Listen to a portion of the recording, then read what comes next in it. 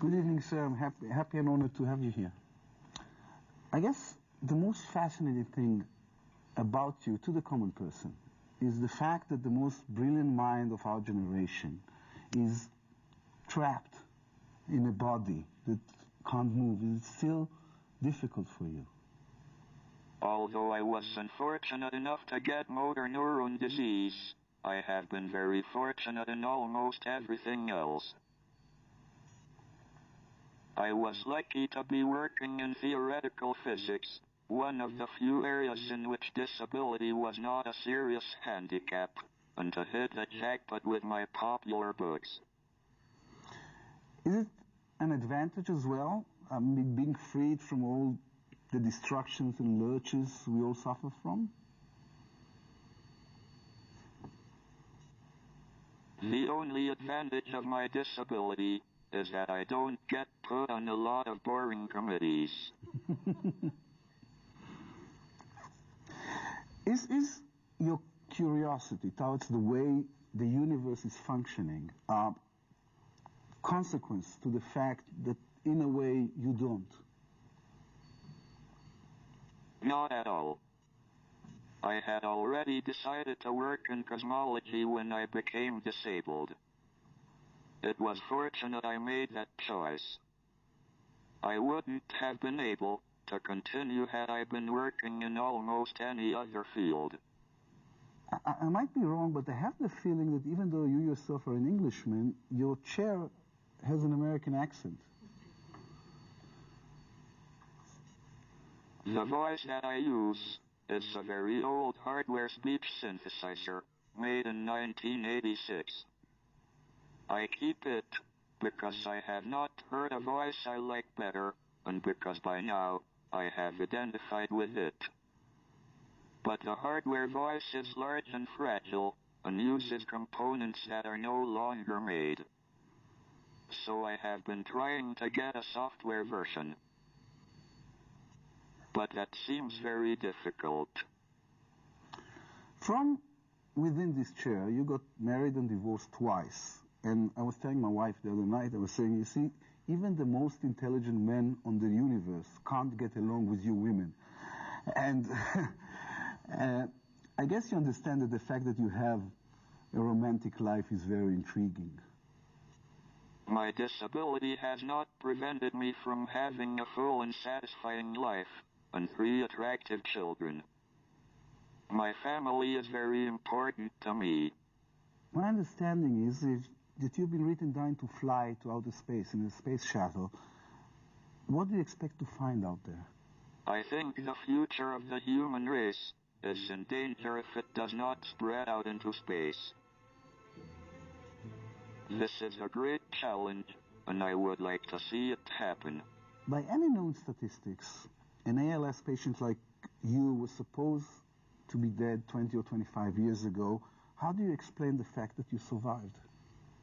I don't know. Maybe I don't have the most common kind of motor neuron disease, which usually kills in 2 or 3 years. It has certainly helped that I have had a job, and that I have been looked after so well by my family and a team of carers. I didn't become disabled overnight. Instead, it developed gradually over a period of years. As my disability increased, so did my scientific success and public reputation. I feel satisfied with my life, and that I have achieved a lot despite my difficulties. Neither I nor most of the viewers has the tools to understand the level of your physics, of course. Can you explain to me in the most simple terms how was the world created? I think the universe was spontaneously created out of nothing, according to the laws of science. It has no beginning and no end. Professor Hawking, let me rephrase my former question. Do you believe in God? The basic assumption of science is scientific determinism. The laws of science determine the evolution of the universe, given its state at one time.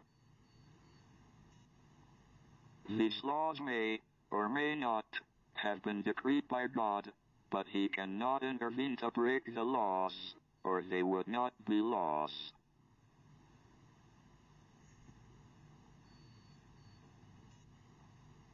That leaves God with the freedom to choose the initial state of the universe, but even here, it seems there may be laws.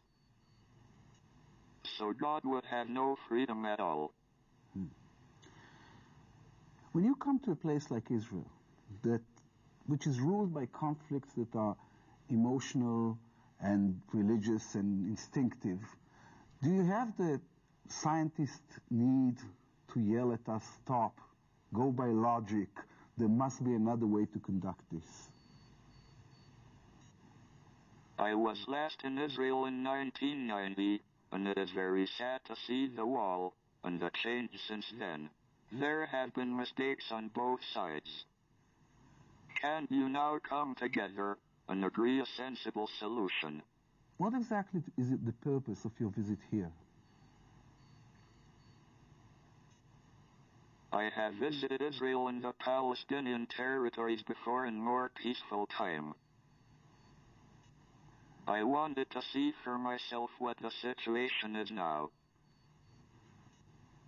Often what you read in the newspapers is not what it is like on the ground. I saw you appearing in The Simpsons and Star Trek The Next Generation. How do you explain the fact that you have become an international celebrity?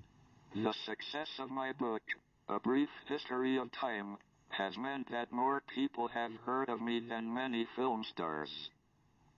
What is so nice is that they all seem to like me and to be pleased to see me.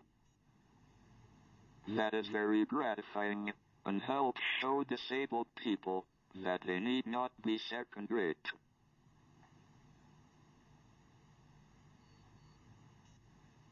The downside of my celebrity is that I cannot go anywhere in the world without soon being recognized. It is not enough for me to wear dark glasses and a wig. The wheelchair gives me away. People want to be photographed with me, which is very nice, but can be a nuisance when I'm in a hurry. Have you at any point thought of putting an end to it all?